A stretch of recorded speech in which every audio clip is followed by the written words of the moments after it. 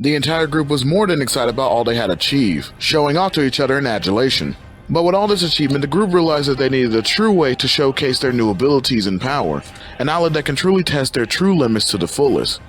There was a brief moment of contemplation on this. That is until Gohan is reminded about the conversation that was had back with Zeno during the Universe 6 tournament, the idea of a grand tournament on the multiversal scale elating all the group, acknowledging the fact that they may have the chance to fight many other warriors from across different universes. The group going to Whis and asking if there was any way that he had the possibility to set this up for them, or at least give them an audience with Zeno so that way they can ask him themselves. Whis thinks about it for a moment before obliging, telling them that he would try to set up a meeting with Zeno through the Grand Priest in hopes of granting their wish, not really seeing a harm in them testing out the fruits of their labor. And eventually everything was set up in regards to doing the Tournament of Power, an idea that Zeno loved so much that he immediately jumped on the opportunity.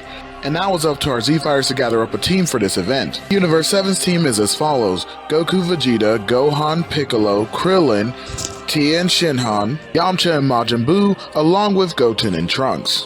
And just to let you guys know, this will indeed be the permanent team going forward. I'm not going to do a bait and switch like what we got in actual canon, or I'm going to switch out Majin Buu for Frieza, because that just simply was a dumb choice to me in terms of Dragon Ball Super in regards to the canon, but I'm not here to really speak too much on that. I'm just saying that I'm not going to do it. And as far as Trunks and Goten are concerned, whereas necessarily I think that the idea that they were too immature to initially go in canon, I more so believe that this would not be the case in regards to this what if, due to the fact that Trunks is not only older, but in terms of their maturity and ability to fight, and how they have progressed as characters going forward within the series, leads me to believe that in this timeline, they actually would be able to participate within the Tournament of Power with relativistically no issues. Especially because during the downtime, Vegeta was the one who really instilled a lot of the further training into the two boys, and so therefore he kind of rubbed off on them in terms of their attitudes and keeping things straight and taking it a little bit more serious when it comes to fighting and things of that nature. And since they did indeed keep up their training, I would say that they're more than powerful enough to join this tournament, so I don't really see any issues in keeping them onto the roster. And then in regards to my overall justification for keeping Buu, his abilities. Really, once we saw that Buu not only got fit and skinny, he became far more powerful just in that matter of time of training. But then he already had his pre-existing abilities even before that. So here, most likely, he will still do the same amount of training in order to be able to keep up with the others. And most likely, given how strong everyone here is, he would most likely get an even greater boost than what he got originally. So it's not just that he loses some weight, but he also gains an immense amount of power. And then with his magical abilities as well as his biological ones, he would be a shoo-in to be the MVP of the tournament, at least in regards to what he can do. And last but not least, in terms of people like Yajirobe, Master Roshi, and the androids, although they are very powerful, they're just not really needed. In fact, a lot of the characters who are currently on the list aren't so much needed. I'll get more into that later as to the reason why, but it's just that, again, not that they're weak or anything by any means, just in regards to how many more powerful people are here that can be on the team, they just really didn't make the cut. And don't get me wrong, I put Yamcha on the team, so it's not like I couldn't have a substitute join in, but I just figured I'd give Yamcha a little bit of credit here, which is the main reason why he's on the team. After all, he does have certain abilities that kind of mesh well with the group, and he is still a very powerful individual, and so I could have really subbed him out for anyone, but I figured, why not give him a bit more favor than what he's received in the past, especially considering that in this what if, he's had many fair moments to shine, showcasing not only his strength, but his overall value to the group. And with that, we're going to be moving forward ahead in regards to going into the Tournament of Power itself. And just so all of you know, there will be no preliminary round. Given how the Gohan Black situation ended, there was no real need for a future Zeno. And so I wouldn't even say that a future Zeno came back with them. And so since there was no real need for that, it's just the present day Zeno that we all know and love. And he's already seen what a tournament looks like, so there's no need to explain to a future Zeno and give him a representation as to what the fighting is going to look like. So therefore, there will be, once again, no preliminary, and we'll head straight into the tournament itself. Which brings me to what I was alluding about earlier in regards to the team situation and why most of the members weren't even needed. This is because the tournament is an utter wash. I'm just going to be honest with you guys, given how much power is stacked on Universe 7's team, there is nothing that any of the other fighters are going to really be able to do. Other than Universe 11 and some fighters within Universe 6, there is just nothing really going on here. I mean, the universes just really start dropping like flies, and the characters on our team aren't even breaking out with one member by the time we get halfway through tournament itself. Now don't get me wrong, it's not that some people aren't dropped off via by being just overall weaker than the person that they were going up against, or due sheer luck, or hell, even stupidity. There are going to be a few team members on Universe 7 who do end up getting taken off, like the fact that Goten and Trunks were actually taken off by the incredibly small fighters that were virtually unseatable from Universe 4. That was just one of those situations that was just sheer bad luck. But other than things like that, it is officially jump season and the Z fighters are taking no prisoners. I mean, you got people like Majin Buu going on soloing campaigns where he essentially took out all of Universe 9 by merely just absorbing all of them and then throwing them out of the ring. On the other hand, you have the real trio of danger, that being Tien, Yamcha, and Krillin, all kicking ass and taking names. They even end up soloing the entirety of Universe 2, them taking Ribrianne and her gallop of fuck nuggets to the hood streets of Jump City. And this became pretty much par for the course at this point, but like I said, certain mistakes were made, like Yamcha in gloating after he took out another one of the people from a different universe, was ended up tripped up by Frost and ended up being taken out of the ring. Sheer stupidity, if you ask me. But of course, it's just one of those things that happen, but don't worry, the squad does get their get back on Frost and he is promptly eliminated after that.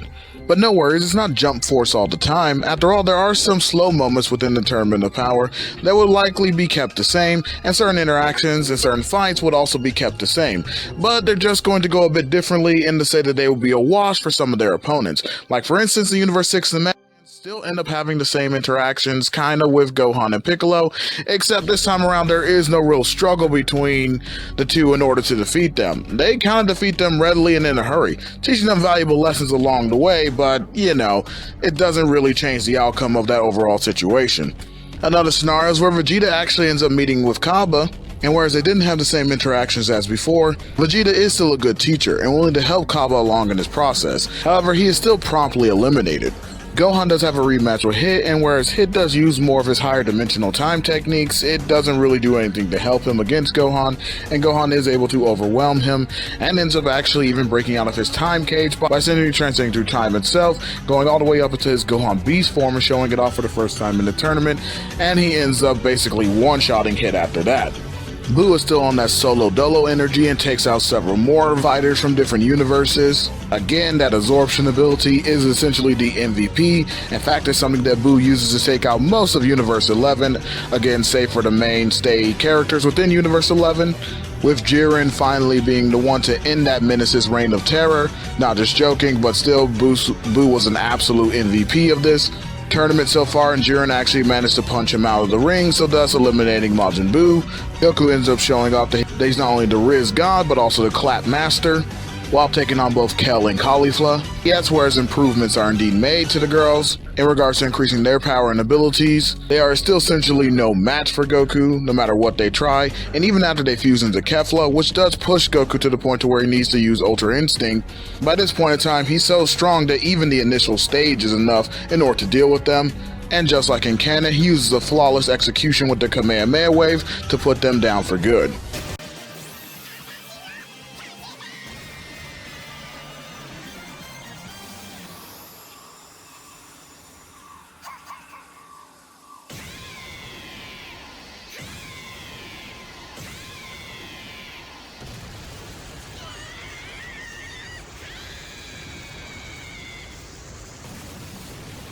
Fake hat jack, Annie Laza does become a thing for a while, but Krillin is more than enough to take him out by himself, not even struggling to do so, and basically gets rid of that threat altogether. But by the point at which interactions like that happen, most of the fighters, pretty much all the fighters save for Universe 11 as well as Universe 7, have been essentially eliminated from the ring. There are a couple of unique interactions that end up happening, like for instance Topo, which, although Tien does put up an admirable fight, he is still utterly taken out by Topo. But then Piccolo steps up to the plate in order to avenge Tien. He ends up handing Topo his Pillberry Doughboy ass, using no more than his ultimate form to do so. And even when Topo enters his God of Destruction form, he is able to overcome Piccolo within the ultimate transformation, or at least make the match more even, but then Piccolo essentially wants to style on him and make sure that he is completely overwhelmed, and wanting to shatter Topo's false narrative, confidence, and pride, decided to go into his Orange Piccolo state, where he proceeds to give Topo the Loki treatment, and utterly bullies him. And fake god of justice Topo had no idea what hit him not standing a chance against Piccolo after that. Him not even landing a hit on Piccolo during that entire beatdown, with Piccolo finishing him off by punt kicking him out of the ring and calling him a puny god. This just leaves Jiren and Dispo left, with Dispo trying to run it up against Vegeta, but yeah, nothing really comes of that. Despite Dispo's immense speed, someone taking Vegeta off guard at first, it doesn't really do anything to help Dispo's situation, as Vegeta is still more than enough in order to be able to take out Dispo here, and so he just does so. Which just leaves Jiren, who has been pretty much sitting on his ass the entire time, only to have the rest of the squad roll up on him, ready to run this man's pockets. And don't get me wrong, at first Jiren does indeed put in the work, slapping up everyone while they're in their weaker forms, basically trying to tell them that if they want to come at him, they better come correctly, because he ain't the one. In fact, he is him, and he is indeed about that life, which does convince everyone to actually take this man seriously. All of them going into their highest forms in order to be able to take him on. So you got Orange Piccolo, Beast Gohan, Blue Evolution controlled Vegeta, and UI Omen, Krillin, and Goku. And I ain't gonna lie to you, but their teamwork was way too nice with it, and especially given all the power on display, they quickly pushed Jiren into a corner, beating the ever-loving dog doo-doo out of this man for most of the part in which they engaged him, until he goes into his full power and even beyond, accessing his awakening state where he finally starts to get his get back, utterly snapping up on Vegeta first and giving him that Bane treatment before promptly tossing him out of the ring. Piccolo and Gohan roll up behind Jiren after that, ready to take him to church, but Jiren's actually playing this a bit smart, and whereas there's another set of attacks coming from both Goku and Krillin, the two firing powerful Kamehameha waves at Jiren at full power, allows Jiren just what he needed. Using his intelligence, he waits until the last moment where there is no hope for both Piccolo and Gohan to dodge these attacks, and teleports away from them, and blitzes out of the way of their assault, allowing them to get hit by the two full power Kamehameha waves, sends both Giga Chads hurtling out of the ring. Jiren then rushes over and begins piecing up on Goku and Krillin while they were caught off guard, shocked and dumbfounded by what just happened, allowing him to start taking the advantage against them as he delivered blow after blow. But the two did manage to gain their composure and were effortlessly able to maneuver around Jiren, using old school styles of tricks and martial arts to be able to keep him on his toes.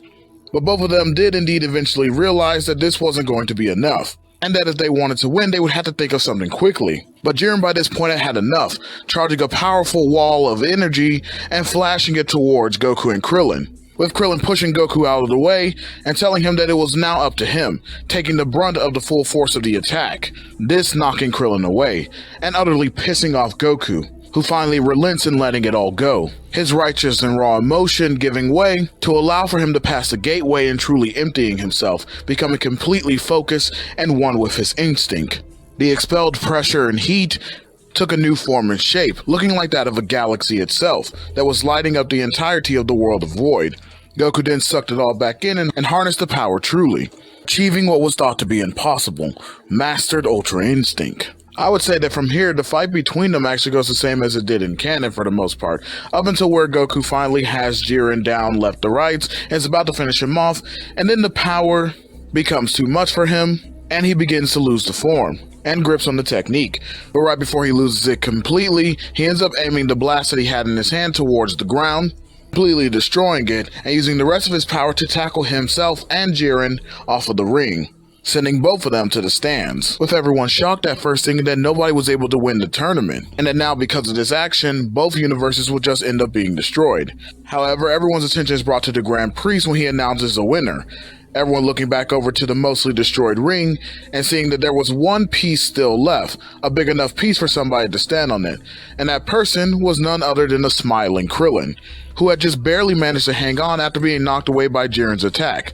And thus with that, Universe 7 is indeed declared the winners. And of course, Krillin being the type of guy that he is, does wish for all the universes to come back, and thus that brings us to the end of the Tournament of Power.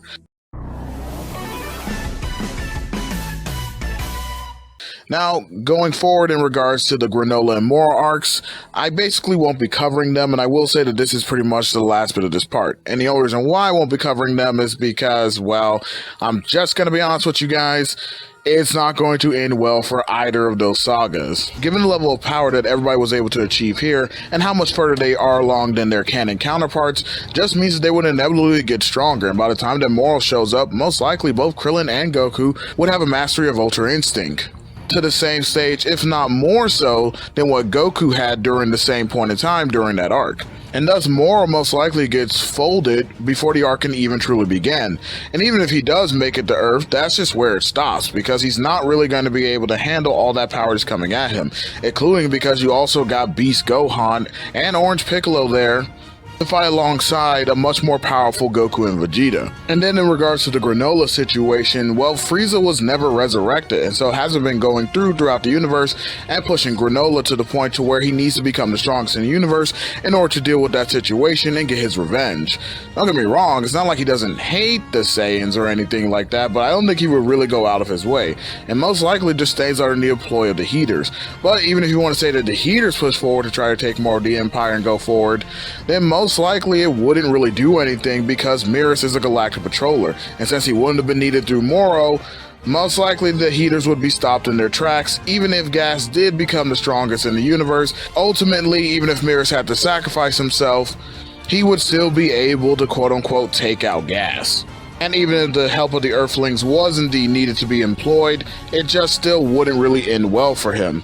So yeah, both of those situations are resolved before they can truly lead to any disaster. Then that just leads us to a Dragon Ball Super superhero, which again, it's just another bad wash. I mean, Gamma 1 and Gamma 2, they're just getting folded.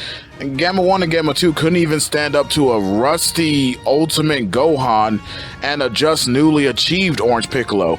So what makes you think that they're going to stand up against an even stronger version of Orange Piccolo and Beast Gohan? Yeah, they're just not. And even with Cell Max, given the fact that the movie events would most likely go the same, it would just mean that he is indeed incomplete by the time that he is released. And then once again, you have a stronger Orange Piccolo and Beast Gohan. And if you were to incorporate Goten and Trunks, who are also stronger, and given the fact that even as a failed fusion, while Cell Max was quote-unquote caught off guard, if you want to say that, he was still damaged by a failed fusion. So imagine the two having imagine the two being stronger as individuals and also having a perfected fusion because of their necessity for fighting and training. And given the fact that that is mostly what they do, they most likely would keep up their training. And by that point, they may even have Super Saiyan 3. So then they're going as a stronger Gotenks. And yeah, it's just not happening. I'm just going to be honest with you. And then you have Ultra Instinct Krillin, who by this point would have also mastered Ultra Instinct. So yeah, Cell Max is just getting folded. It's just not going to happen. He's going to instantly die. It's just not happening for them. So there is no reason to really cover any of those events. And it's also why I skipped over Broly, because, well, Frieza's the main catalyst for Broly, and so without that, unfortunately, Broly most likely dies with his dipstick of a father on Vampa, always being sad, always being tormented, and just living a very pathetic life.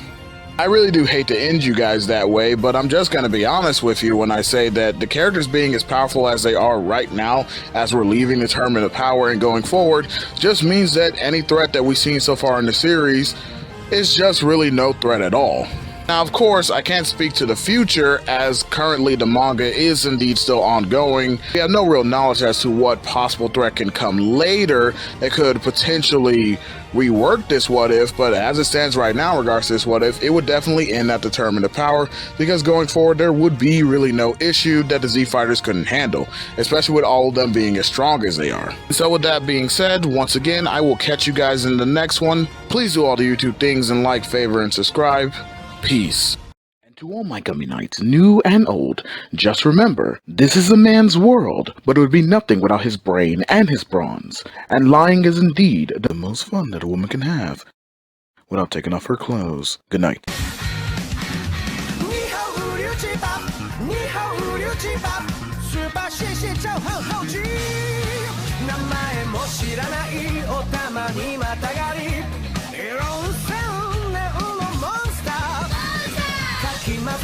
立ちまちし上がり」「不思議なストーリー」